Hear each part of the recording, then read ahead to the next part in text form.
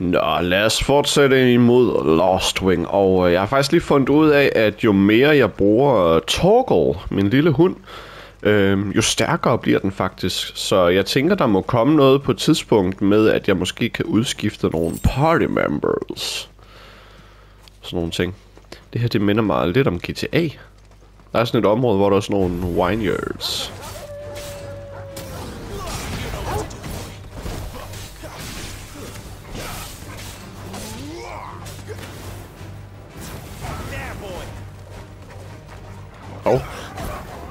Nå, nu kan jeg godt gå igennem det. Det kunne jeg da ikke før, kunne jeg det?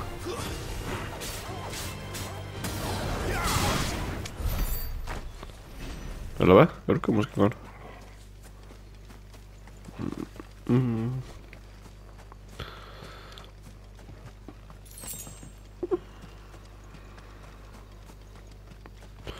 Kigger lige der. Ret stort det her. Se. Nå, okay. Og det er kun den der. Okay.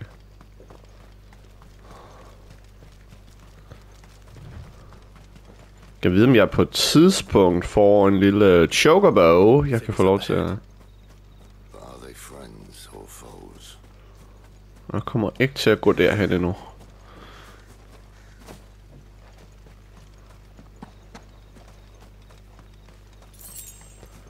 Skal lige tjekke det hele først her.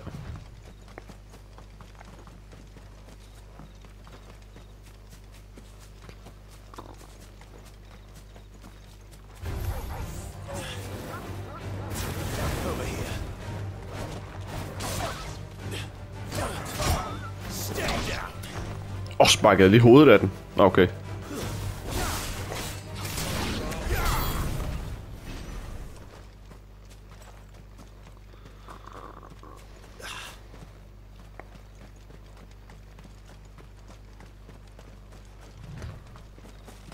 Var der ikke? Jeg synes, der lignede, der var noget over, jeg kunne samle op. Nå.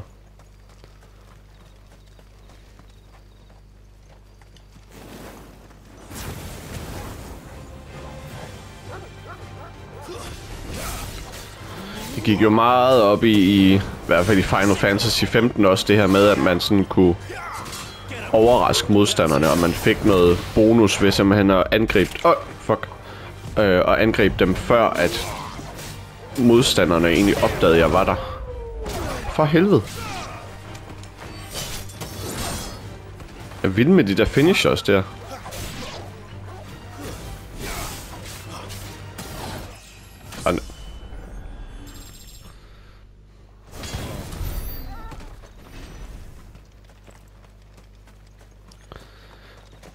Men for eksempel her, det er det her, som jeg snakker om med, at jeg synes, det er en lidt låst verden. Jeg gad jo godt...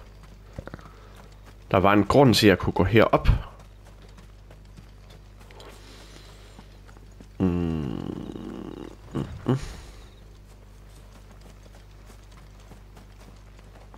Kan vide om...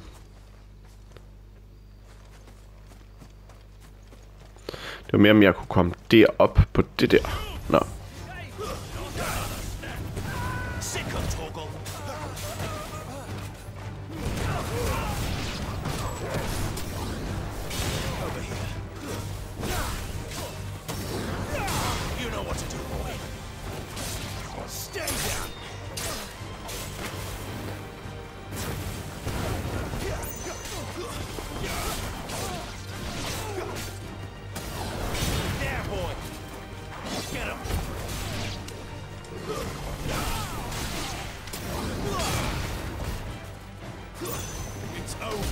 Jeg elsker stadigvæk det der rund og firkant, det er simpelthen.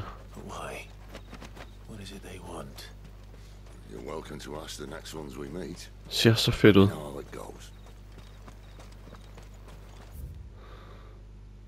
Men igen, prøv at se, det er jo et forholdsvis stort område. Og så er der bare ikke noget som helst der.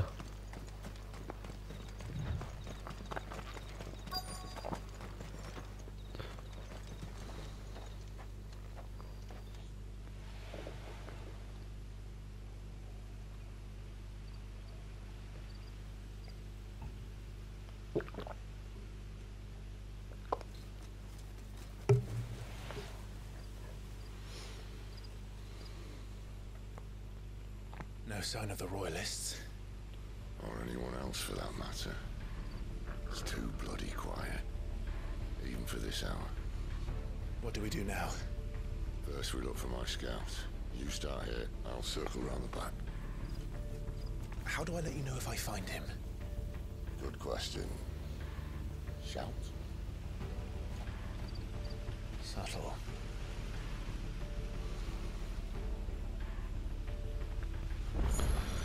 Okay. I don't even know what he looks like.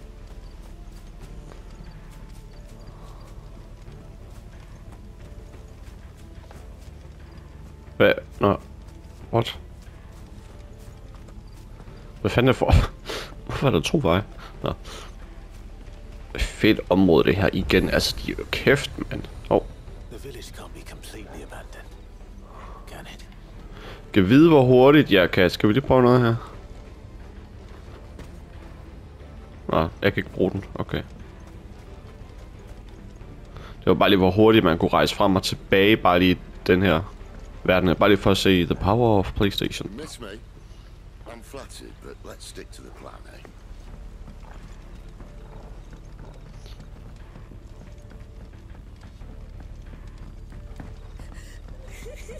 That sounds like a child.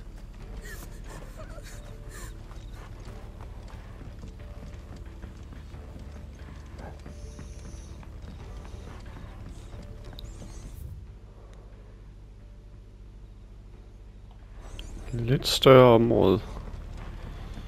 Igen. Jeg kigger altså bare lige, om der skulle være noget spændende.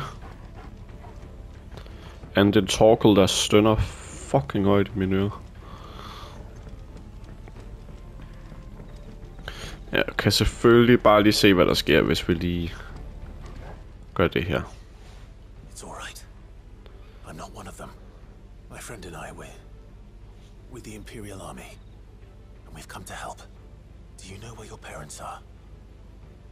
In the church. Then I'm going to find them and make sure they're safe. Can you stay hidden here until then? To the church then. Hvordan ser en kirke ud det her? Den ser sådan der ud deroppe.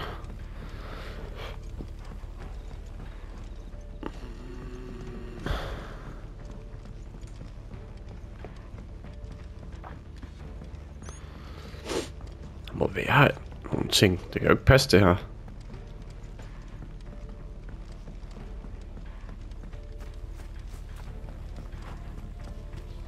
Damn it. No one here.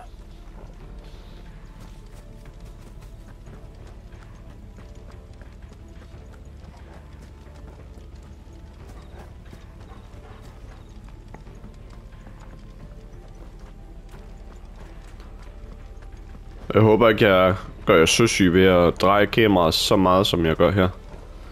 Så det ville jo være oplagt, hvis der var noget her. Men spørgsmålet er selvfølgelig, når jeg får åbnet op ind i kirken. Hvis det her det er et godt sted, hvis man kan sige det sådan. Om der så ikke begynder at komme noget liv herude, og måske med nogle quests og sådan nogle ting, men... Jeg mangler collectibles, people.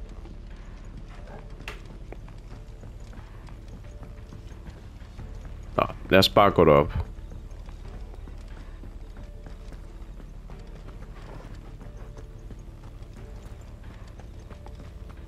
Lad os snart gå derop.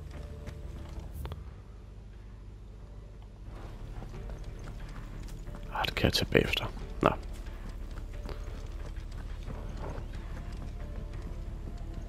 Der er ikke nogen folk.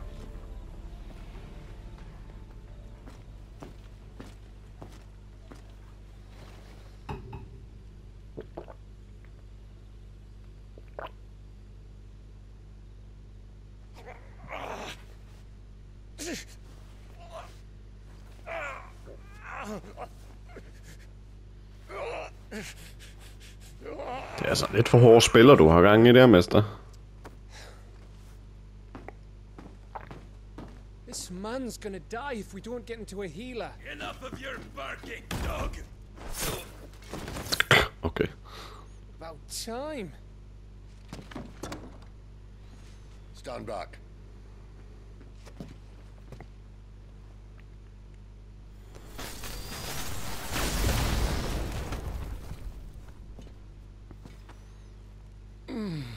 Who the hell are you?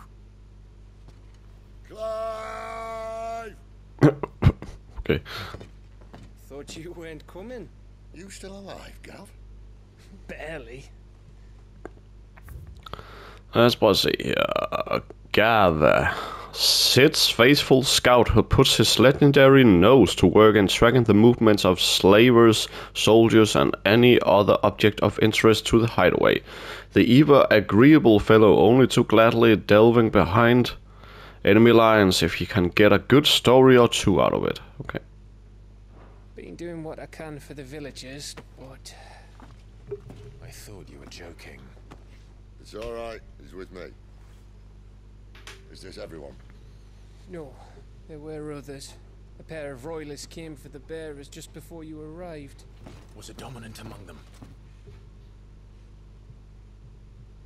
Maybe. It's not like he was holding a sign. Jeg skulle lige til at spørge, er det sådan, at man kan se det så tydeligt?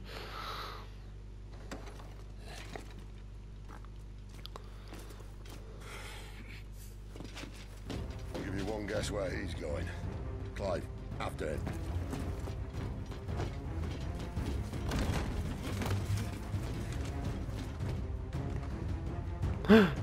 Løb! Okay, travlt har du i hvert fald heller ikke. Selvfølgelig. Alt det body armor på, det... Det er egentlig også sjovt, at der ikke er noget med, hvor meget tingene vejer og sådan nogle ting i det her. Det ved jeg ikke, om man er gået op i Final Fantasy nogensinde. Der er mange andre RPG-spil, der er der et maksimum på, hvor mange ting man kan bære og sådan nogle ting. Men det er ikke fordi, at jeg sådan bliver overwhelmed med nye våben og sådan noget i det her. Not yet, my lady, but we are the dominant's companion. It's only a matter of time before we seize our quarry. Very good. And what of the others? The bearers have been taken to Caer Norvent. Some may still be worth keeping should the dominant elude us. All is in hand, my lady. They will not be spoiled. I give you my word. Gentlemen, a toast! Will you join me? My thanks. To Our Lady of the Wind and the King!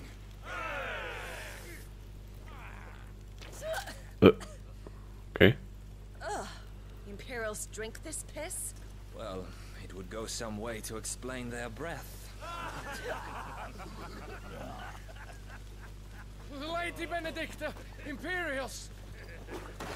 Skal jeg slås mod hende nu? Det kunne være fedt.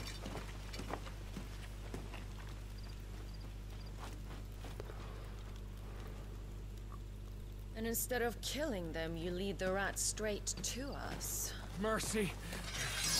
Okay.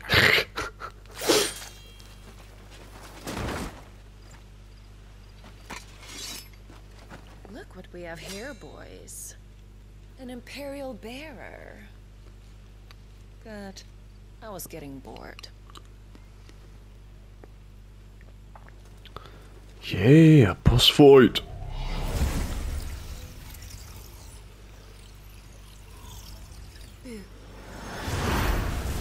What?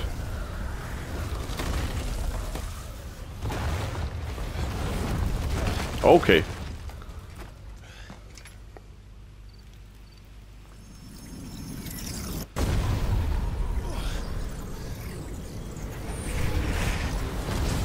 Holy. Where did?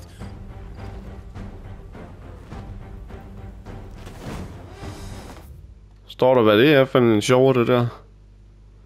Djævulf. Chirada. What is that thing? If this means what I think it does, Sid has some explaining to do.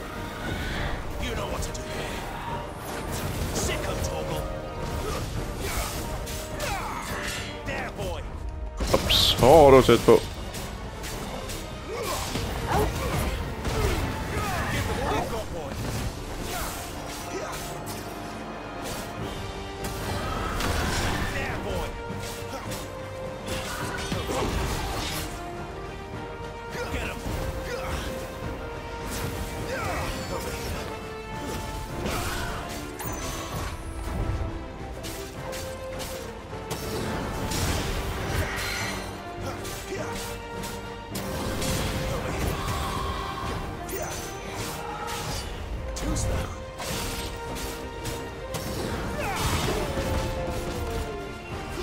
Nice. Åh, væk. You know what to do, boy. Sick of Torgal. Over here. There, boy. Get him. Better be on your way, Sid. Don't let them get away. Stagger, yes. Over here. Sick of Torgal. Get him. Sick of Torgal.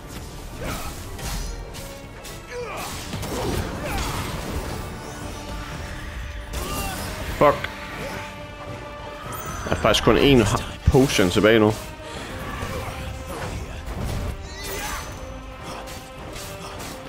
Men den dør så også nu. Chirada.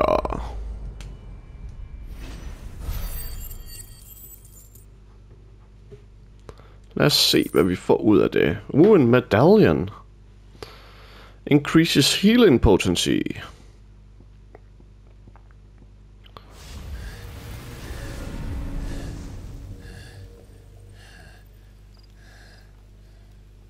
You've got some fight in you, even for a branded. Jeg tænkte også, det var for tidligt, hvis jeg skulle slås mod hende. Clive!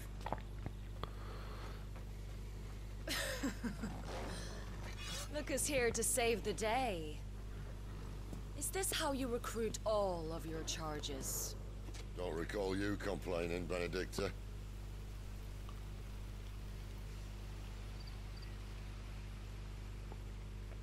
So, Sidolphus, remind me, why was it that you betrayed your kingdom? I asked you a question, Lord Commander. Ooh. Why? Because I'd had enough of you and your king's antics. Kunne han være sådan en And yet here lille you agentagtig are, ting? stealing my branded. What are you plotting? As if I'd tell you.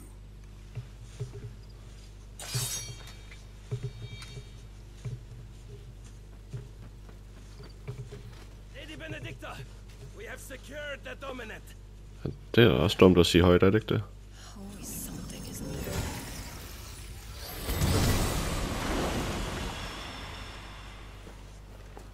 Ej, hun lavede lige sådan en Batman-træng. I'm Batman, og så væk. And she's gone.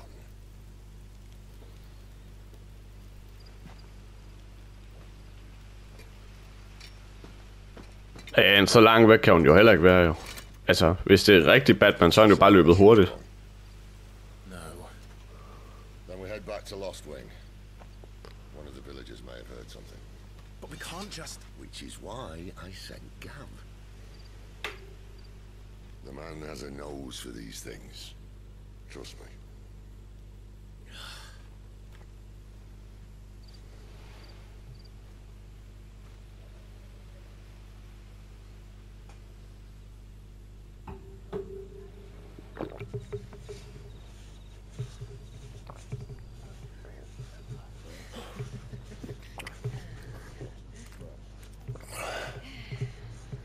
So, it wasn't about bears at all.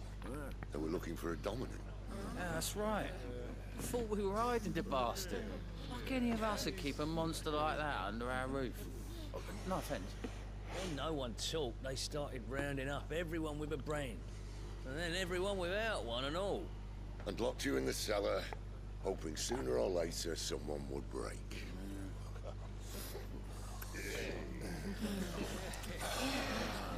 You know, things might have been different if you'd accepted my invitation. Oh, don't remind us. We were all saying the same thing. Yeah, this is our home, innit? Don't mean we won't out when we can, though. And that, I'll drink to.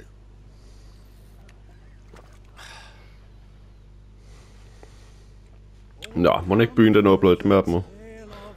Eller Spoony Bard.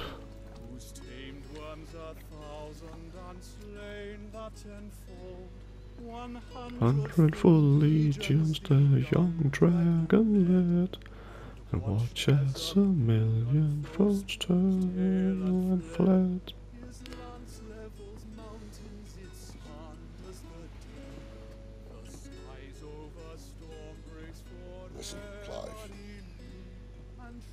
Revenge won't bring him back. It won't. 13 years ago, I watched a dominant kill my brother. Det var dig selv. Det var dig selv. I did nothing. En kæmpe traume, at han ikke kan huske det. I can kill the son of a bitch and bring peace to my brother's soul. After that, whatever happens, happens. Fate. You're content to be its slave, then?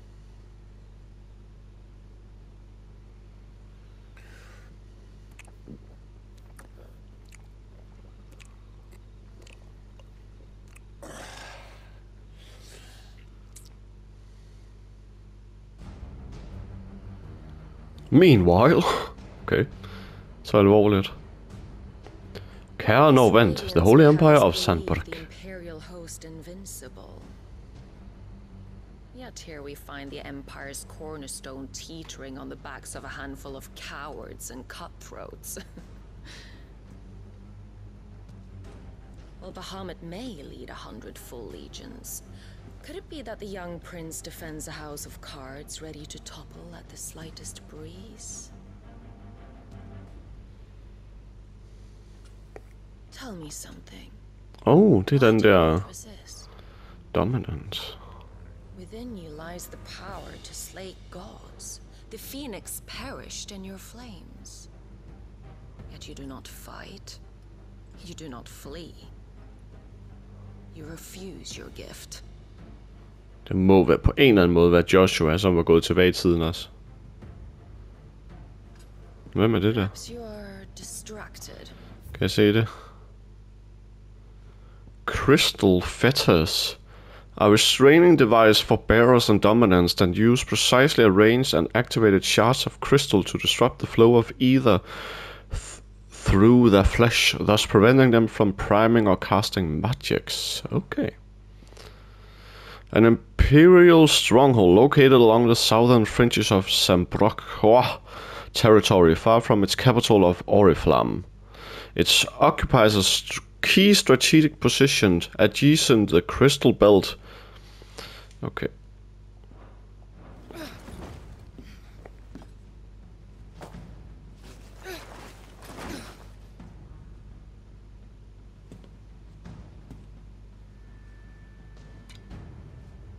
My offer still stands. Join us and you will be treated with the respect one of our kind deserves.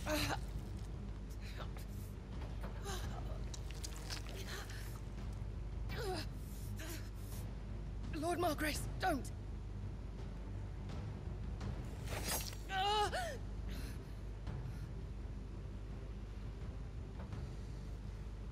I'll give you a moment to consider your options. Do be gentle with them.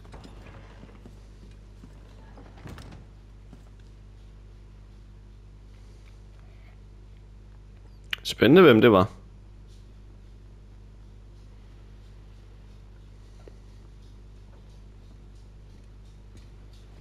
Clive.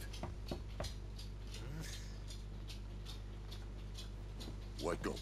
Gav's back.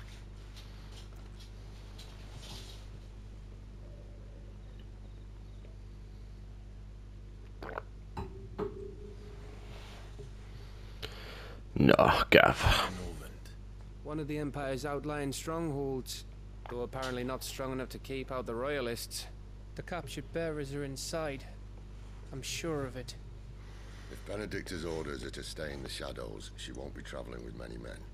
Meaning, she'll be keeping her prisoners together and close by. Including the dominant. So, we find a way into the fortress and conjure a bit of chaos. What about me? Excellent question, Gav. You will wait outside the care and guide those I free to safety. And miss all the fun. Why can't he do that? Clive doesn't have your nose. He'd stumble off a cliff before he even found the men. Come on, Gav. You're the best man for the job. Well, when you put it that way. Suppose I better scout ahead for any surprises. Don't you let him down. I won't. Never gonna give you up. Right. Shall we? Min hund kigger på mig, som om jeg er sindssyg. Jeg har trænet den. Eller jeg har ikke trænet den særlig godt, men en ting har jeg trænet den til. Det er at hade Rick Astley.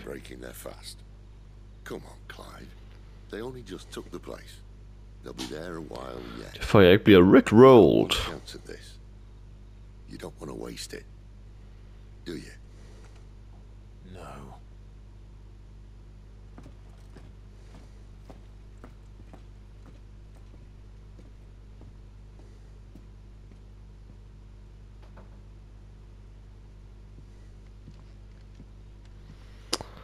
Okay. The Dead of the Night. As the story progresses, new weapons and items will become available at the Hideaway's trading post. Now that's settled. There's someone I want you to meet. At this hour. He's the owner of the tavern, and our best hope of getting a decent night's kit.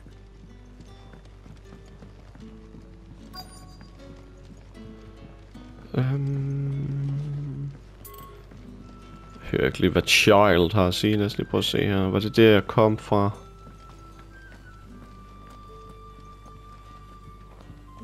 Der er trods alt kommet nogle mennesker nu. Damn royalists. We'll need every Trocobona Valley to clear this. Men jeg skal simpelthen måske bare vende mig til, at jeg bare skal tage ting i form af sidemissioner og så videre. Og ikke rende rundt og lede så meget, som jeg normalt vil gøre.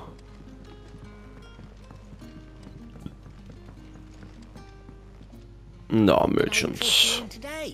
Lad os lige få solgt lidt her først. Den skal jeg ikke bruge.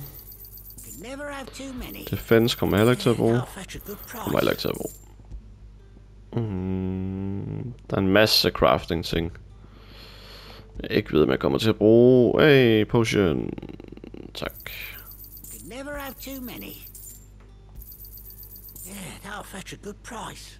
Nå, longsword. Kan vi ikke bare...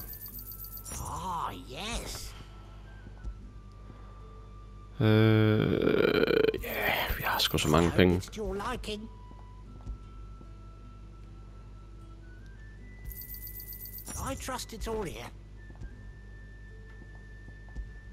Nej, kom jeg til at købe... Jeg kom til at sælge alle mine...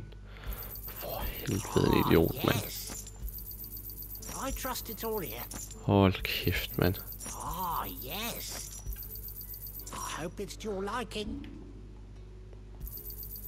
Never have too many. Yeah, that'll fetch a good price. Here's what we agreed on. Hold kæft, det var dumt. Nå. Sådan der.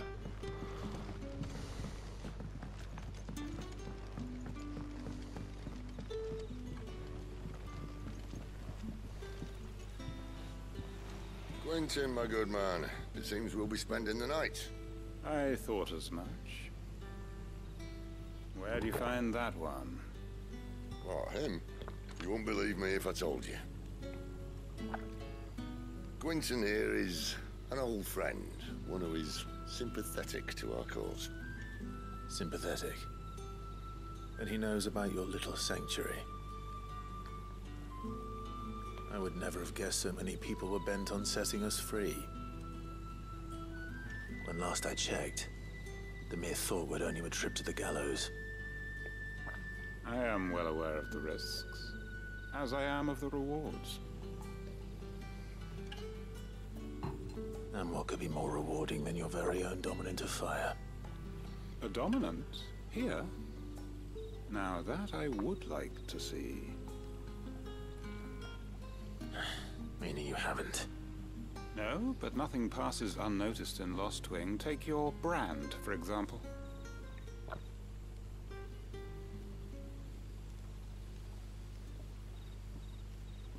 People will see that at once. Kommer han til at fjerne det nu? Det kunne være fedt. I need hardly tell you how they will greet the inquiries of a bearer. Kan vi vide, om der står, hvem Quinton er? Det gør der. The inscrutable landlord of Lostwing Tavern. Okay. Brand. The mark applied to the cheeks of bearers across Valistaya, identifying them as somewhat other than human. Newborn babes are checked at birth. Those who are found to be bearers being branded and taken into custody of state. Rarely, bearers evade this test either because their parents hide them, the testers are lax in their duties, or their powers do not awaken until later. Then alliance. Those who do not call the hideaway their home, but nevertheless lend their strength to Sid's cause. Okay.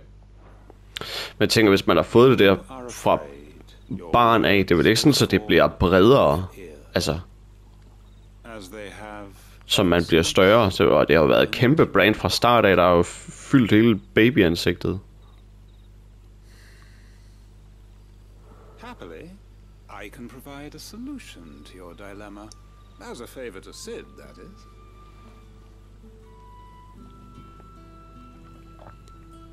Take this.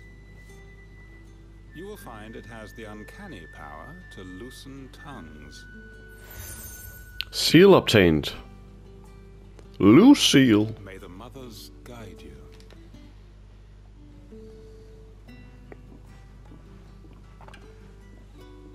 This might be Imperial land, but here in Lostwing, it's his word that's law. But how? You don't need to worry about that just yet. Trust me. Everyone in Lostwing knows what that seal means, and what it means if they don't take note. Now we can sit here counting our blessings, or put them to good use and find that dominance. Your choice. Nå, må ikke der kommer nogle sidequests nu. Let's see if this thing really works. Gather information. Lad os lige se. Der er faktisk aldrig en ski. Nå.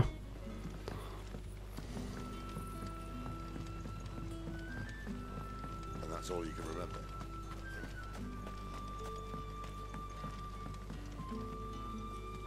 Ah, Master Quinton took a liking to you, I see. But there I was, thinking you were in bed with Sid. Wonder what Gav will have to say about this. Speaking of whom, if you see him, tell him thanks for looking after us. Now, what can I help you with? I'm searching for a dominant of fire. Gav seems to think he might have taken refuge here. We see a lot of bearers around these parts. But I do seem to recall one who commanded the flame. Now, whether or not that makes him a dominant, I can't say.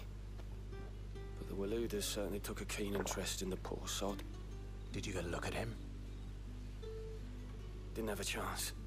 One of the other bearers might have done. Thank you. Okay.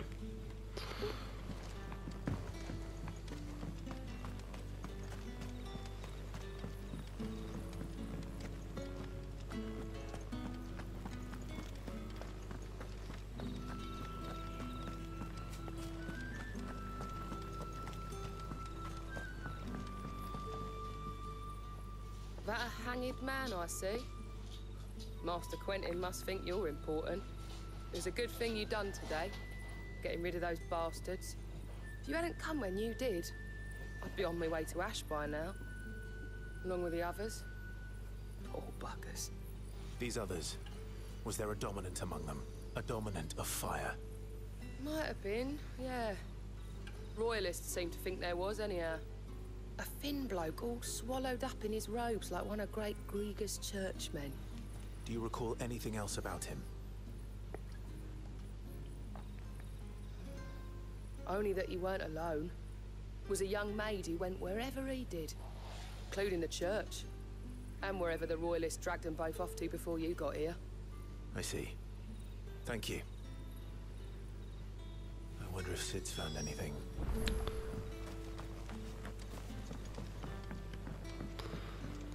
Nå, igen. sådan lidt en halvkedelig sådan mellemmission her. At jeg bare lige skal lave nogle fetch quests. Okay.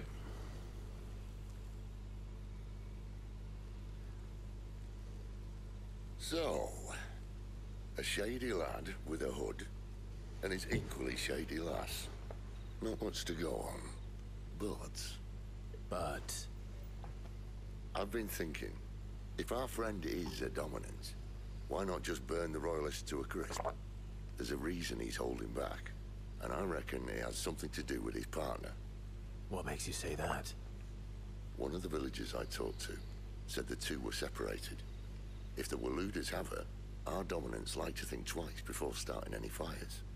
Whoever he is, he's shown himself to have a level head. He's careful, cunning, and he doesn't want to be found. This could spell trouble. For us and the Royalists both. Still, it'll be a whole lot worse if we set off after them with bleary eyes and empty bellies. There should be a pair of pallets waiting for us back at the inn. Shall we?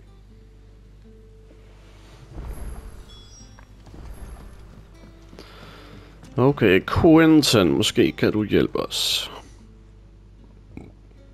Now, about those beds. Beds? I seem to recall your I thought you said beats. And for that, the floor will more than suffice. Better than a wet rock, I suppose. My thanks, Quentin.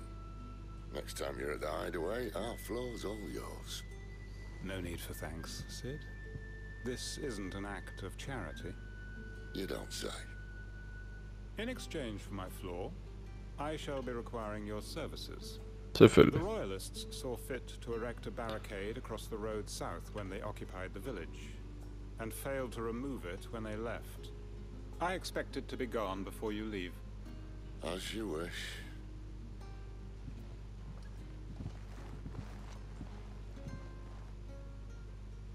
Selvfølgelig skal det ikke være lige ud af landevejen. Jeg bare lige sådan kan komme videre.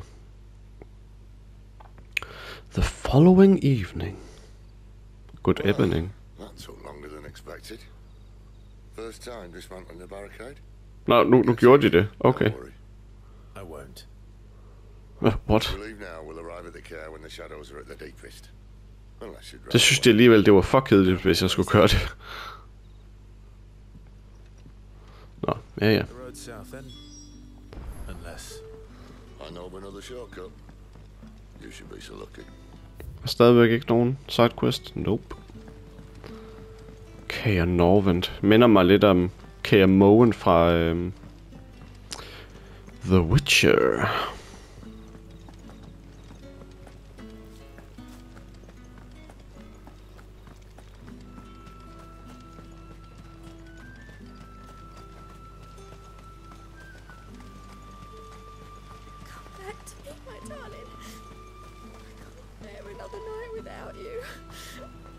Og det er ikke en, jeg kan snakke med. Nej, okay. Det kunne ellers godt lyde som sådan en sidequest-ting. The road here cuts through Lorbert's Pass to Care Northern. You're not thinking of heading that way, are you? Oh, I think that's gonna be the plan. Holy shit. Wow. Okay. Okay, så starter... Hvad fanden er det her? Var det noget, jeg skulle opdage det der? Lige vent. Jeg ved igen ikke helt, hvorfor jeg gør det. Fordi der er garanteret ikke noget som helst.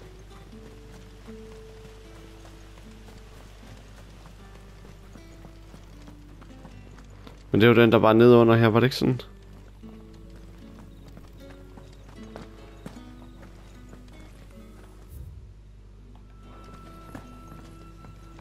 Var det her?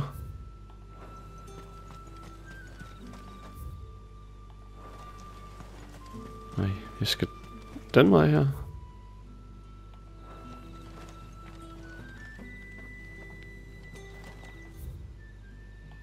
Der er et eller andet deroppe.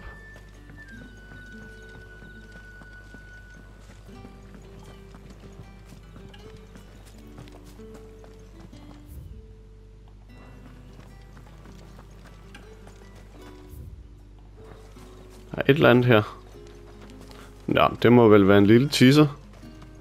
Ej, det må være det, der er nede under der. Som jeg så før.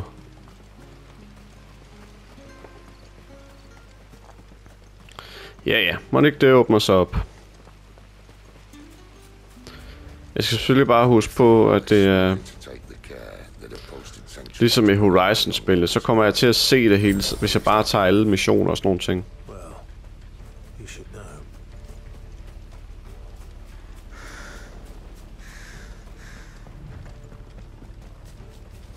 Hold da fast, så fik han da lige fart på det pludselig.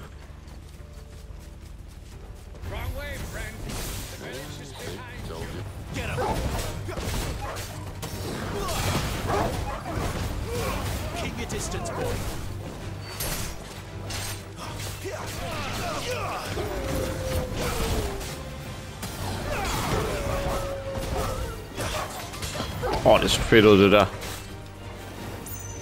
Vi tager den mere op i luften. Sådan der. Nice.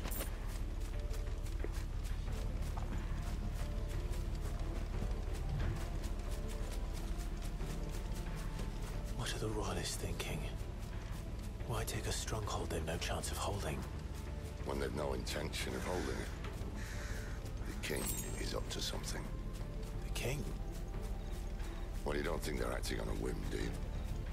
This is one of His Majesty's cunning stunts, and he's sent his best to execute it.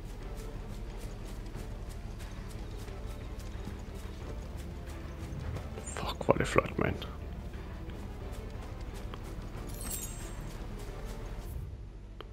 Jeg går overhovedet ikke den rigtige vej, men... igen, der kommer 100% til at være en eller anden form for mission lige her. Jeg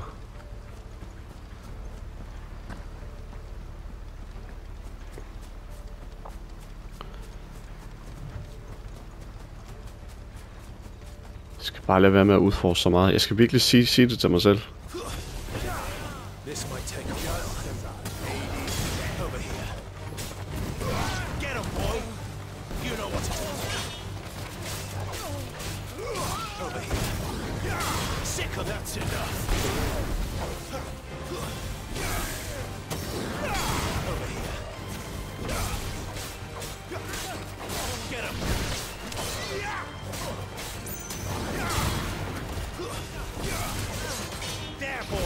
Hæft, det er nogle fede ting, man kan lave her. Nice! Hvor fanden blev han af?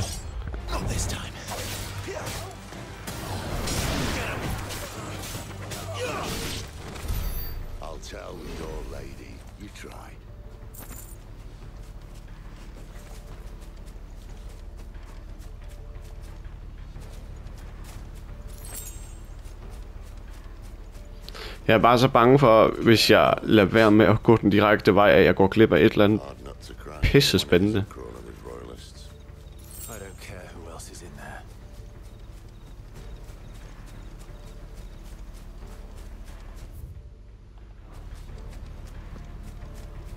Kommer der et monster her igen?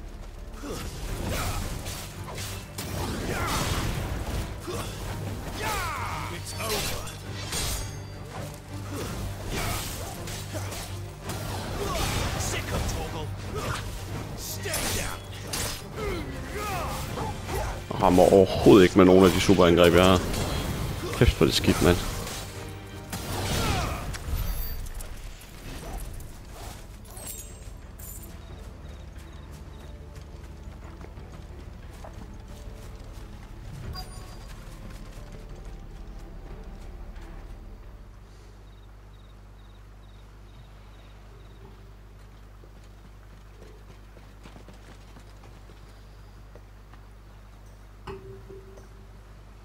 Much as I enjoy battering down the front door, I hazard this endeavour will require a bit more tact.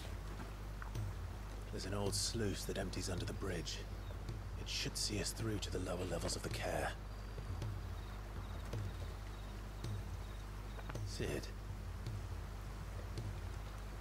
We both know why I'm here. But what is it that you want? Why would you risk your life for a handful of outcasts? If anyone ever learned what you've been doing with their property... They'd have my head in a box.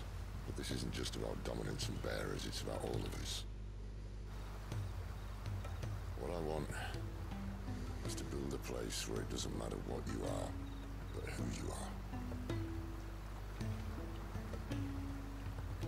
But our world isn't ready for a place like that.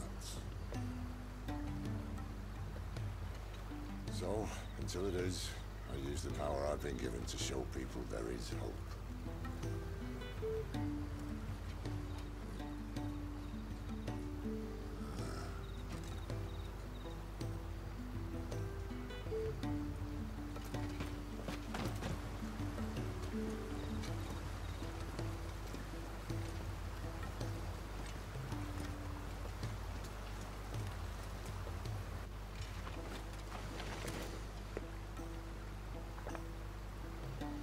So, tell me about this, Benedicta. The best and worst decision I ever made. Don't underestimate her, Clive. A fight with her icon is not one you're likely to walk away from. Garuda, Warden of the Wind. Så Chirada var ikke engang hendes icon. Okay.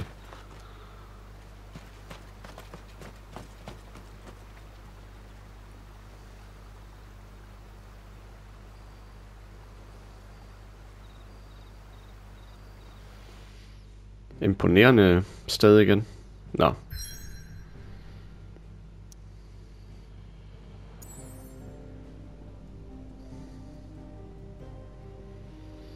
Caernarvon, once used as a stronghold, the Holy Empire has since disgarrisoned this strategic position along the neutral crystal belt and now employs it in the training of Imperial Army recruits. Okay.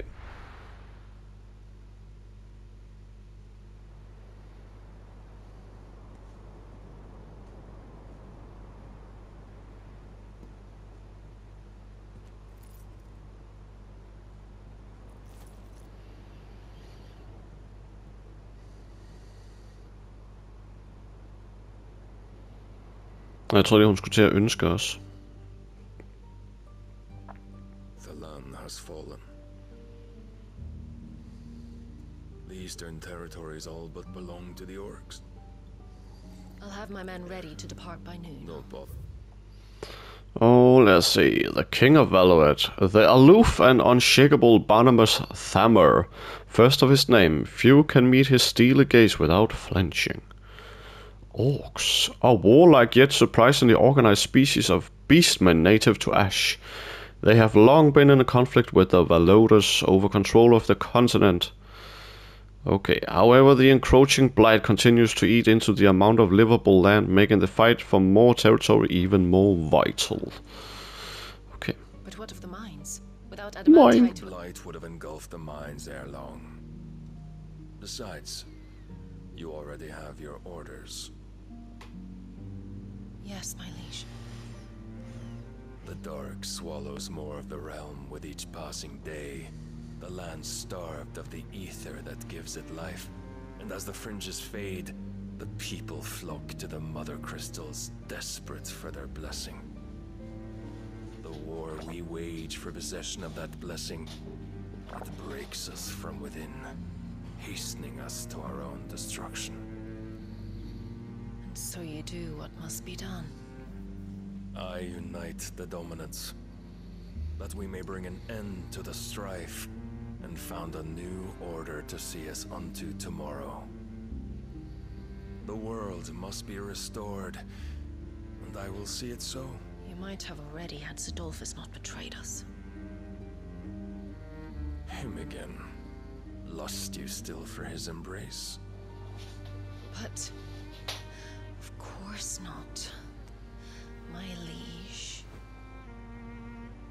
I serve you, and you alone. Line. I remember well the day you first entered these halls.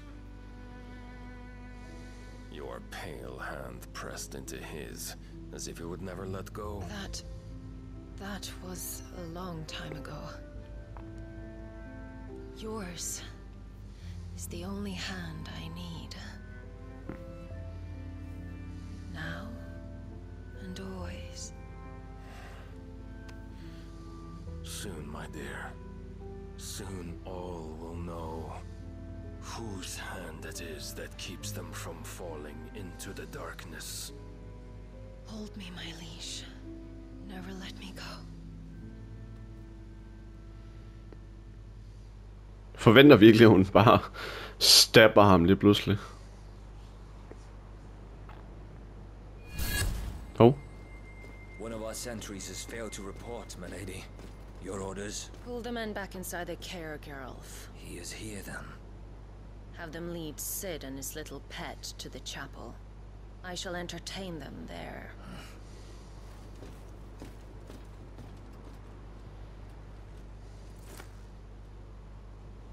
So you've come for me after all.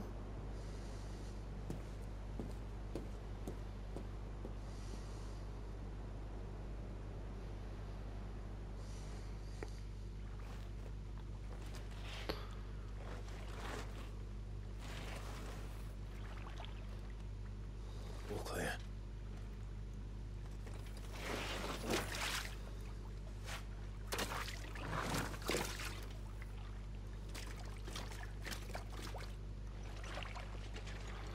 Okay.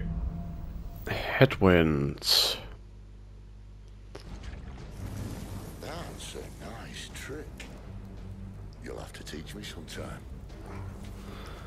Godt. Skal vi ikke slutte den her video her, og så i næste video, må ikke der kommer en lille boss fight imod Benedicta, eller lad os nu se, hvad der sker. Jeg håber, I vil se med fortsat i denne spilserie omkring Final Fantasy XVI.